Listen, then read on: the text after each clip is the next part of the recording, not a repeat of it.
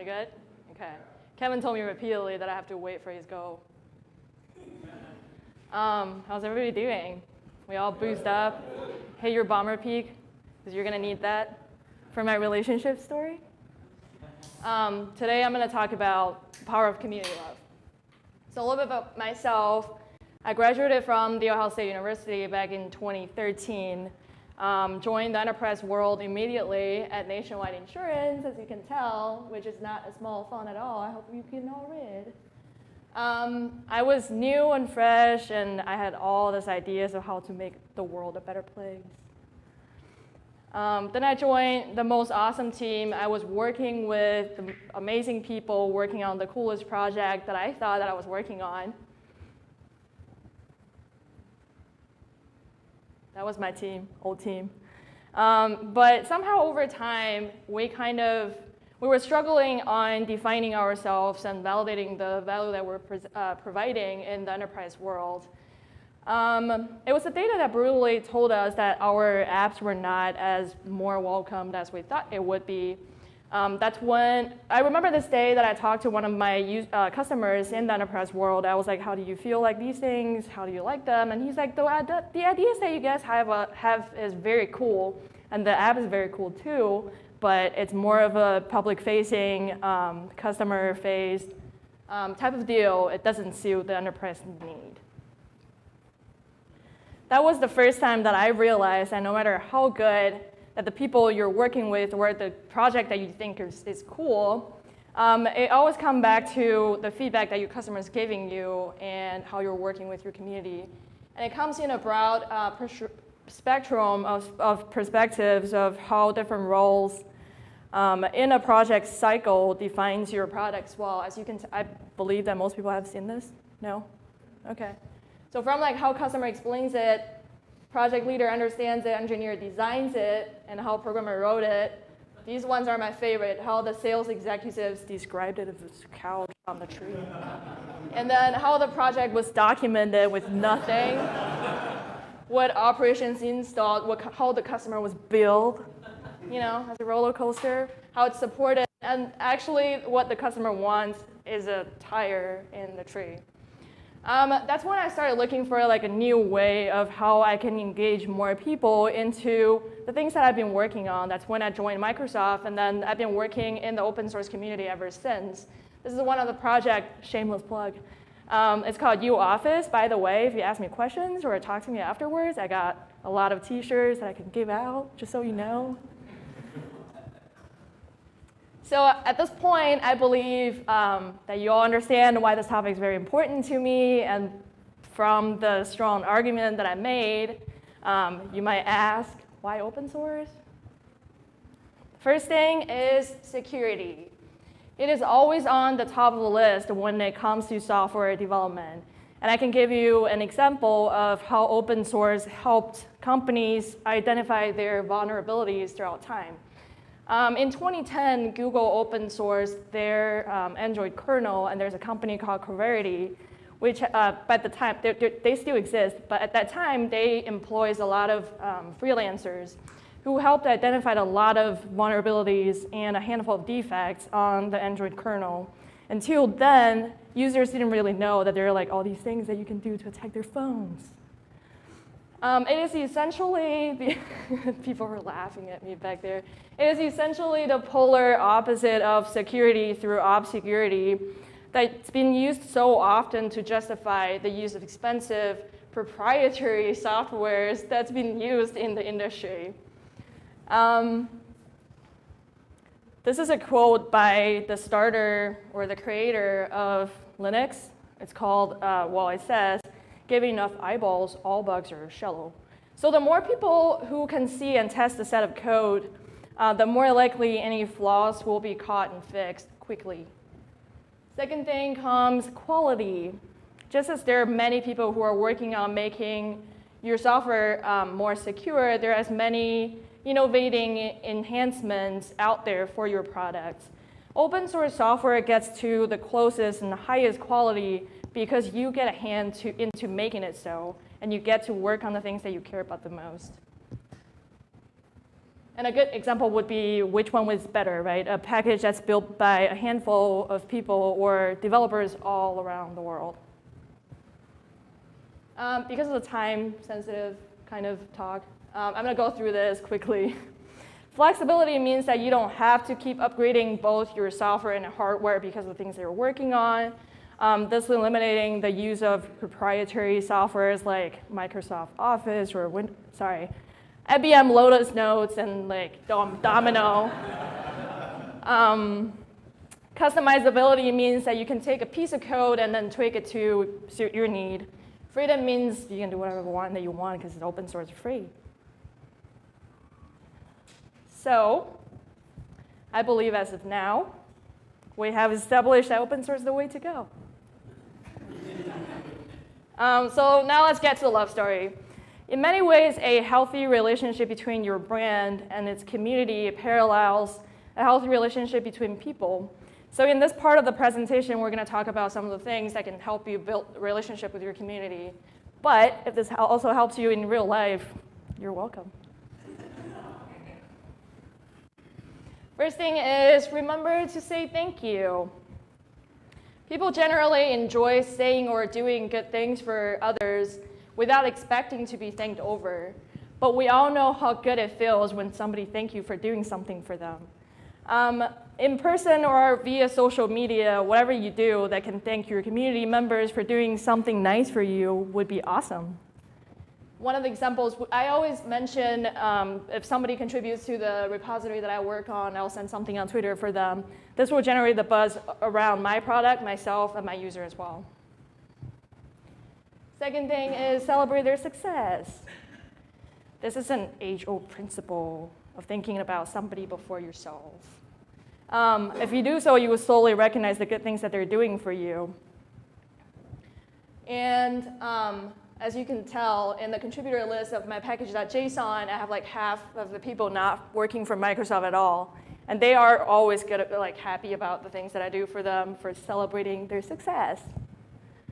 Third thing is be a good listener. I'm sure all of us have heard about this from at least one of our parents.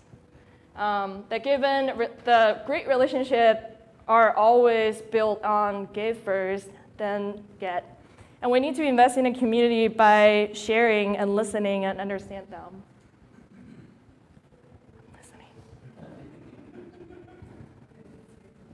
The fourth one is ask for their opinion. I believe all of us, as we're working in the IT industry, all always have something to say, right? Because I do. There's probably isn't a person in this world who doesn't want their opinion to be heard. So investing in your community by listening to them about the things that they're about to say to your product is very important. Number 5, don't forget about the little things.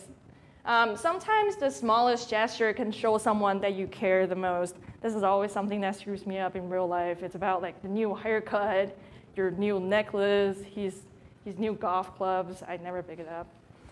Look for the little touches that help each and every one of the members in your community to grow. Number 6 is be patient. There's always occasional misunderstanding or frustration in any of the relationships, but life is not supposed to be simple. If it were, it won't be all that exciting. It is important that you take a step back and look at the problems from other people's angle. And believe me, like your patience and willingness to try is going to get you a long way. This is one of the examples. One of my users submitted a pull request like 5 months ago, but because of the fact that this repository hasn't been maintained, in fact, they didn't hire me like in the right time. He was really frustrated at the fact that this wasn't taken care of. Then I worked with him back and forth for like a month because of the great pull request that he actually put in there. This is the starting point that he started to support like more and more pull requests and submitting more code for the repository that I've been maintaining. So number 7, admit your mistakes. Nobody's perfect. We all make mistakes. And you will make mistakes, but the willingness of admitting it generally get your users to forgive you, and they always have the ability of willingness to forgive as well. Well, looking like that helps too. And be quick to admit your mistakes and be genuine in asking for forgiveness. Number 8 is share your common passion. Finding a common passion normally gives you the strongest bound in building relationships. And if you are passionate about something, I'm sure somebody out there has the same passion as you as well. So find them, invite them into your community, and share and enjoy this relationship with them and learn together. Number 9 is show respect and gain trust. Being willing to compromise always helps your brand to demonstrate your respect and earn community's trust. Do it. There you go. And that's like an age-old thing in relationships, so I didn't have a lot to expand or anything. But if you want to talk about respect and trust, come see me afterwards. Number 10 is celebrate Valentine's Day every day. Giving your community a Valentine once a year is definitely they will definitely be grateful about it, but how to show them that you love them every day is what you should strive for. And thinking of creative ways of achieving goals 1 through 9 will get you a long way. Not a lot of companies are investing in caring for communities at this point, so anything that you do will help your brand stand out significantly.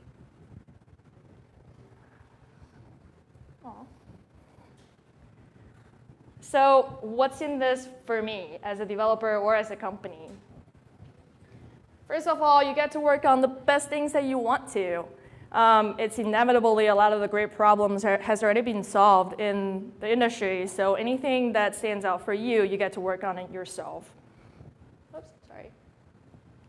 It attracts talent. That means great developers hang out with great code, right? If your repository is good, great developers are going to come work for you. Keep doing this.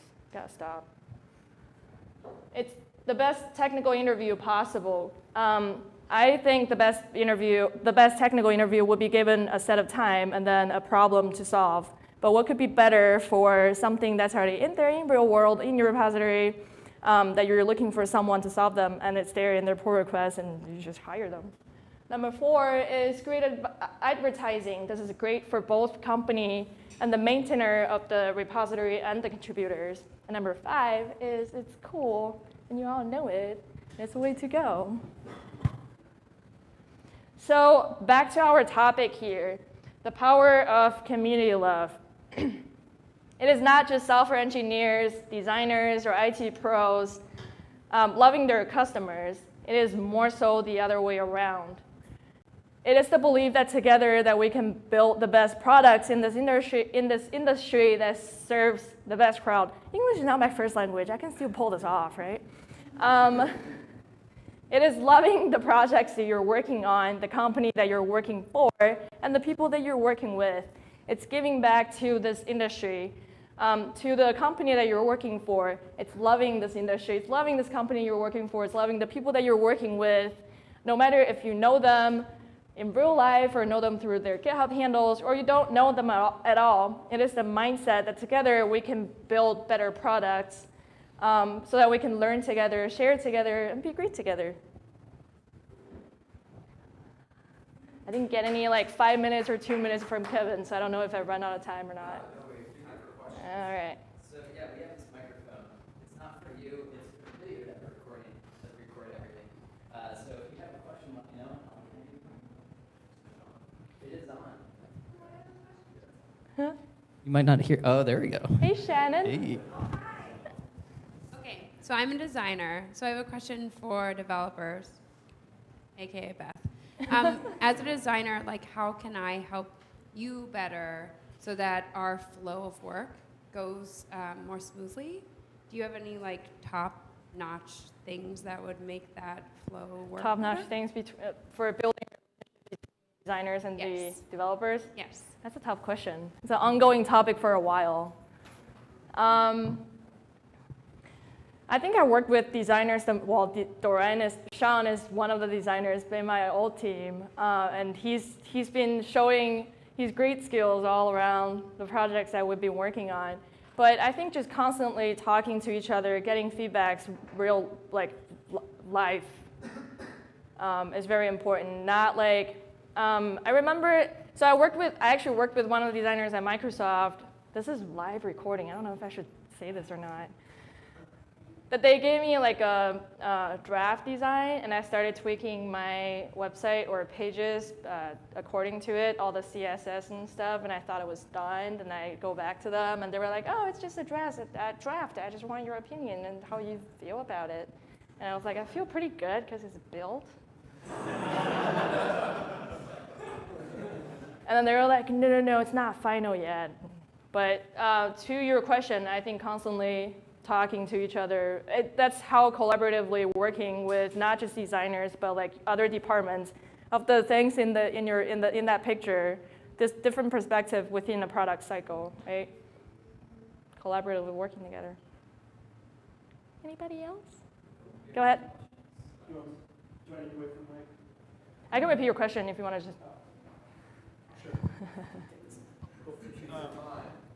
So, hold this way from my mouth.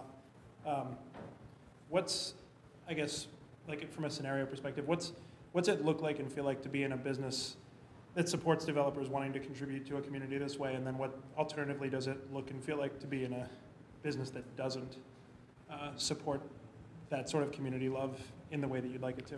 I think getting real light feedback from people is definitely one of the most important things that I've learned. I've been going to a lot of the conferences, hackathons. That's actually the reason that I came back to Ohio, because Hack Ohio is this weekend.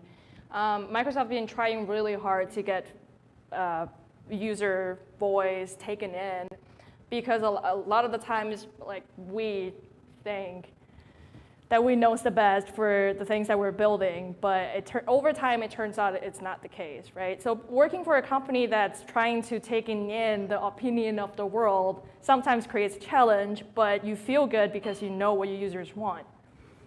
Instead of being in your bubble. Mark my word that Windows is going to be open source in 3 years. I keep saying this today because we're trying to, I don't know if you guys see the Connect yesterday or not. We're trying to open up more softwares or products on like different platforms. We're trying to include Mac on a lot of the things that we're, so like Bash is getting on Mac. SQL is trying to get there. Visual Studio is on Mac now, although it takes like 6 gigs of your memory. So I still use other things, but anyways. Does that answer your question? All right. Anybody else? Go ahead.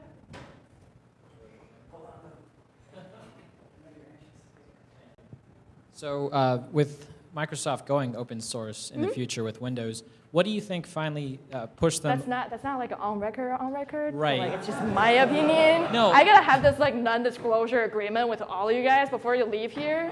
No, but I've heard that too. I've heard they're pushing towards that. But yeah. What do you think was the final push towards that, in your opinion? Because they have been so possessive of their own software. It comes from different angles, right? One, from a business needs perspective, it's not the most profitable product anymore. I want to say that there's like Xbox is generating a lot of buzz. Azure is definitely one of the most interesting things that's out there right now. So Windows being in the market for all this time, a lot of people are already trying to why do I have to keep installing your patches? Why do I have to upgrading my hardware to suit all the software that you guys are keep upgrading? Why can't I have a set of infrastructure that I can contribute to and solve these problems quicker, right? Because people are always complaining, why is Windows, why do I have to wait for a year to upgrade it to this anniversary version of Windows that doesn't work anyways?